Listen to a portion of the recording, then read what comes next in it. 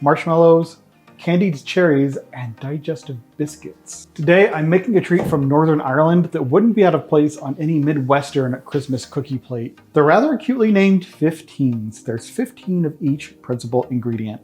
It's a Northern Irish recipe that comes together like a Traybake, but requires only a simple assembly job and some chilling of the fridge. This comes from the British Cookbook, which is not only a recipe book, it is an encyclopedia of British cooking, complete with an extensive bibliography so that I know all of the recipes are authentic and well researched. I am trying my best to make proper British recipes, and I hope that using this cookbook as my guide will help on that journey. We start with 15 digestive biscuits, shop-bought or homemade. I had never heard of a digestive biscuit before, but luckily this extensive cookbook is giving me a recipe so I can make them myself, and that's exactly what I did yesterday. These British biscuits were invented by Scottish doctors in the middle of the 19th century and had the stated purpose of aiding digestion. Today's digestive biscuits have nothing medicinal about them. They are typically coated in chocolate and sometimes caramel, or made with a buttery, crumbly oat mixture. The only thing that's surprising about them is that they are rarely baked at home. The recipe recommends dunking these in a cup of tea. I'm going to be a barbaric American and use coffee. I need some energy to keep me going. I will say it does hold up really well. I held it for quite a good amount of time and it's no flip-flopping on me. It's like an American graham cracker and a shortbread cookie got together and had a baby. We need 15 digestive biscuits, 15 marshmallows, and 15 glacé cherries. Put the biscuits in a plastic bag and carefully crush them using the rolling pin. Put the crushed biscuits, marshmallows, and cherries into a large bowl. I need to quarter the marshmallows and chop up the cherries first. All right, 15 marshmallows quartered. And I did candy these cherries myself. I just bought a jar of maraschino cherries. And then in a stock pot, I took the maraschino cherries and combined them with just 1/4 cup of their juice, 1/4 cup of sugar. I brought that to a boil and then reduced it down to a simmer, covered it, and let it go for 45 minutes. Marshmallows and diced cherries, 15 of each. Pour in the condensed milk, stir very well to make a sticky dough. So I have 175 milliliters of sweetened condensed milk.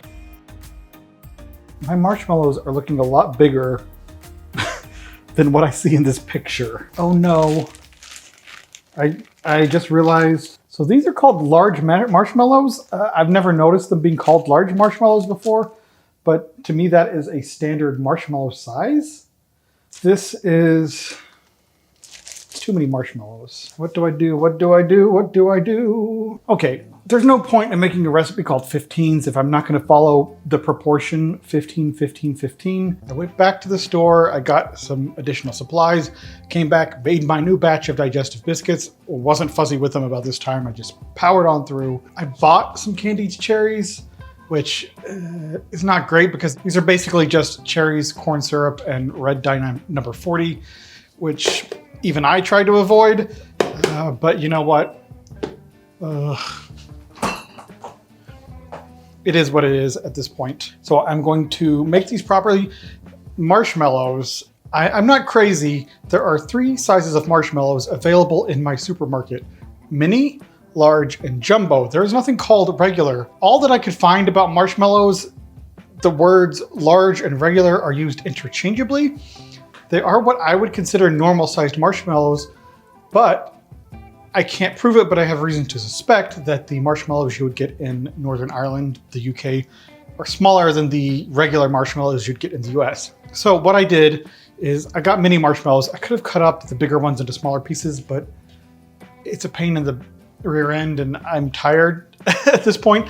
I drug my sorry behind to the flippin' supermarket the day before Thanksgiving, so I deserve a Congressional Medal of Honor for that. So I took 15 of the regular marshmallows that I used before, weighed them out, and I think it was 106 grams, and I cut that in half and used 53 grams of mini marshmallows. I think the digestive biscuits part 2 have cooled. I'm gonna blitz them in the food processor this time rather than cutting them or chopping them. 15s take 2. 15 digestive biscuits. crushed. In they go. 15 glacé cherries, coarsely chopped. In they go. And looking at this, even this half portion of marshmallows seems like it might be too much for this batter. I really want to use the 15, 15, 15, but this marshmallow proportion is just throwing me for a loop. That looks like a good amount. This is 175 milliliters of condensed milk. I'm gonna just put some, mix it and see. I'm not gonna put it all in there until I feel confident that it works out right. This is a very sticky batter. I hope it's not too sticky. Now I have the shredded coconut spread.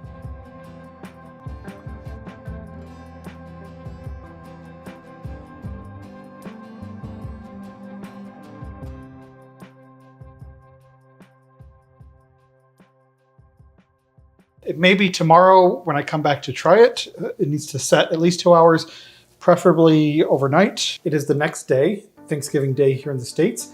The 15s have been in the ice box overnight, so they should be as firm as they're gonna get. Let's cut them and see what it's like. Okay, I have the log that I just jury-rigged up, tried to save when I thought the marshmallows were too much. And as you can see, it's a bit floppy.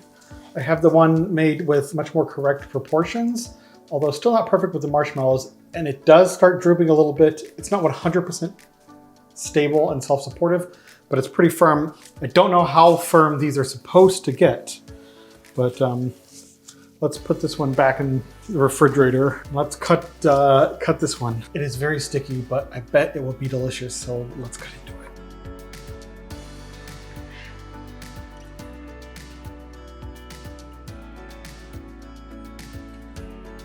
I wasn't the most precise about getting an even thickness for each one, but I'm in a hurry.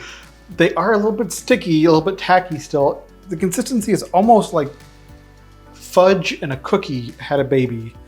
So I'm just gonna put them in little parchment baking cups. That looks like a really interesting treat to have out on the dessert table for the holidays. I've tried to find one that has a nice balance between marshmallow and cherry in there. Let's give it a bite.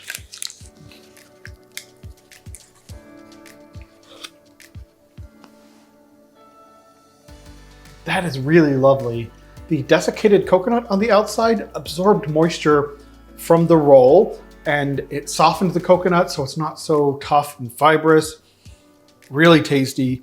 You get a nice buttery cookie taste from the Digestive Biscuits. And then the marshmallow cut through with a little bit different texture bits in there. And then you get a punch of cherries here and there. It's really lovely, and it is not overly sweet.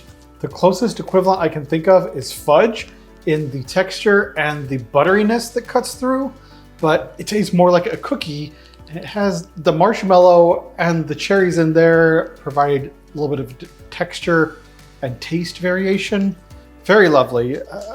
Definitely, I definitely will make these again for parties. I think they would be a real big hit. This ended up being a little bit more complicated of a process than I was expecting, but I got there in the end and I'm happy with the final result. If anybody knows how these are supposed to come out, please let me know if I did them correctly. And if anybody has any insights into the differences between US and UK marshmallows, I would be fascinated to hear about those as well. I hope you will come back for my next video. I'll be making sausage rolls, and I'm looking for a few different sausage recipes to grind myself so I can duplicate the types of sausage that you would use in the UK. The next video after that will be mincemeat pies, and I'm actually making the mincemeat today and putting it in jars so it can have a couple of weeks to mature. That is all for today. Thank you so much for watching, and I will see you in the future.